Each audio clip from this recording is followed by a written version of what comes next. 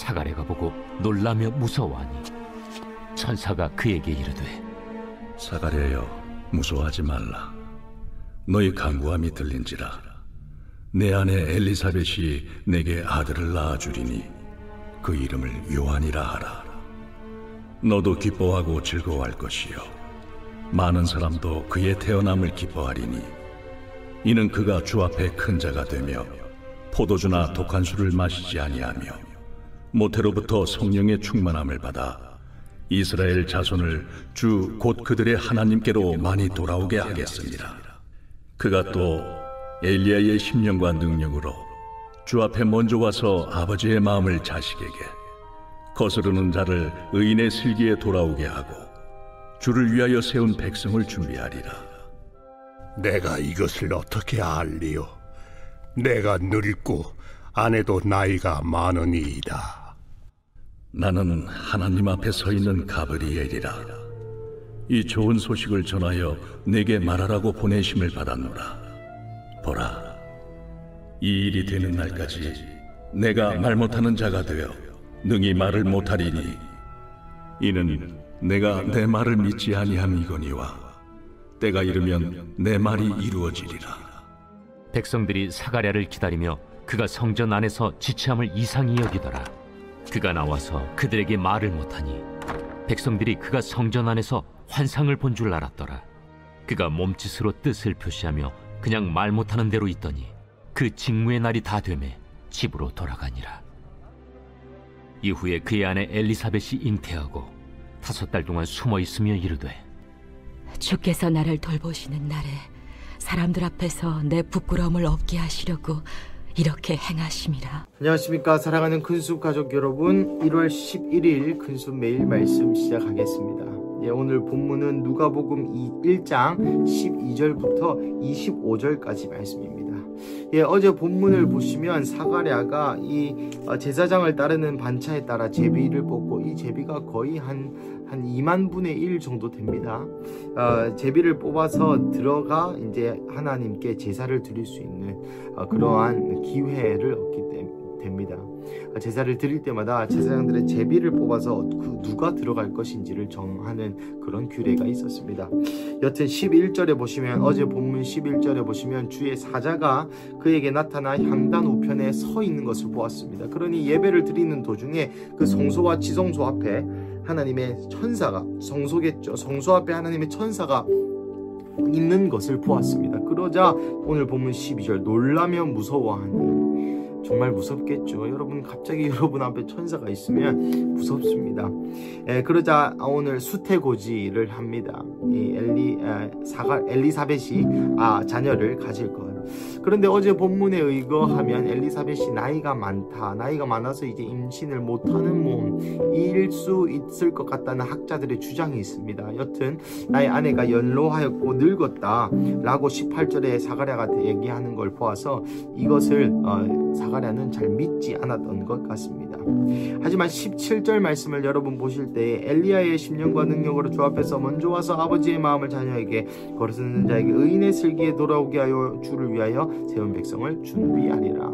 여러분, 사가랴가 이 말씀을 들었을 때 바로 깨닫게 되는 것이 무엇이겠습니까? 네, 그렇습니다. 말라기 4장 6절입니다. 내가 엘리야를 너희에게 보내리니 그가 아버지의 마음을 자녀에게, 자녀의 마음을 아버지에게 돌이키게 하리니. 여러분, 이것은 또 무엇을 상징합니까? 그 엘리야가 오면은 이 부모 자식 간의 마음을 돌이키는데, 이것은 하나님과 이스라엘 1차적으로, 2차적으로는 실제 가정의 회복을 또 뜻하기도 합니다. 신약시대에서는. 여튼 이것을 듣자마자 예수님이 다시 오신다.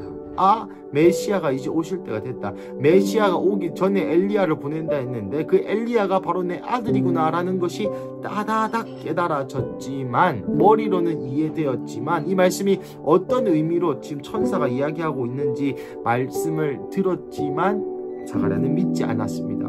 19절, 천사가 대답하되 이르되 나는 하나님 앞에 서 있는 가브리엘이라. 여러분, 가브리엘은 대천사입니다. 하나님의 비서천사인데 이 대천사들은 아무 때나 움직이는 것이 아닙니다.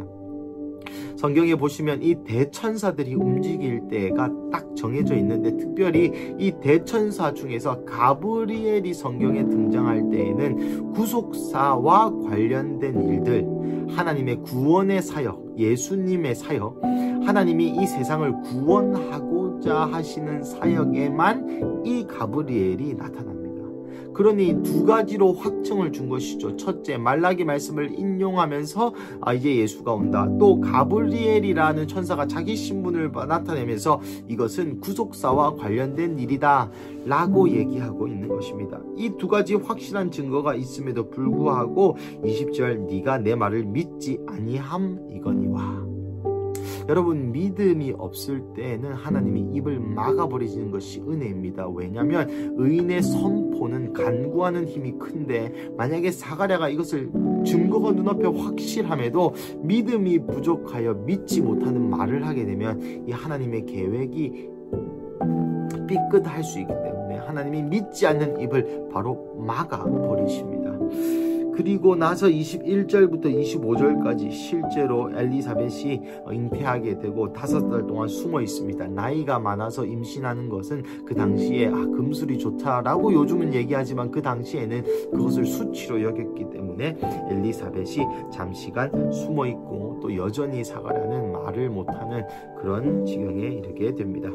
사랑하는 가족 여러분, 오늘 본문은 두 가지로 설명할 수 있겠습니다. 첫 번째는 사가랴의 믿음입니다. 하나님이 구속사와 관련된 증거들과, 또 사가랴는 제사장이었고 제사장들은 성경의 빠삭한 자들이었습니다.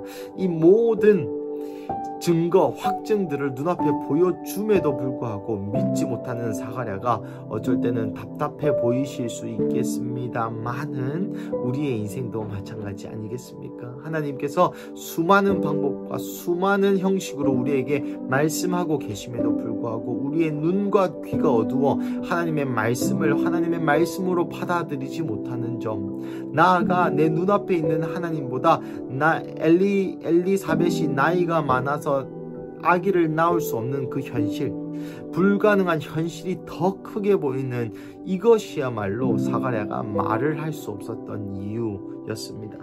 사랑하는 가족 여러분, 이것을 통하여 우리는 또한 믿음을 가지기를 간구해야 할 것입니다. 하나님이 나타나셨을 때 하나님을 하나님으로 볼 수 있는 믿음, 또 나중에 나오겠지만 이 이후에 모든 사람들이 아기 예수를 보고 예수를 예수라 여기지 아니하고, 어떤 이들은 예수를 예수라 여겼지만 어떤 이들은 예수를 예수라 여기지 아니하였던 것들을 누가복음의 전장에 걸쳐서 그 극명한 대조와 함께 여러분 보게 되실 건데, 과연 우리는 지금 어느 편에 서 있는지 한번 생각해 보시면 좋겠습니다. 둘째로는 이 엘리사벳의 믿음입니다. 여러분, 엘리사벳 또한 이 말씀을 들었겠고 이 말씀을 듣고 엘리사벳이 기도로 이 아이를 나중에 키우게 됩니다. 사랑하는 가족 여러분, 오늘 본문을 통하여 어떤 것을 배우십니까?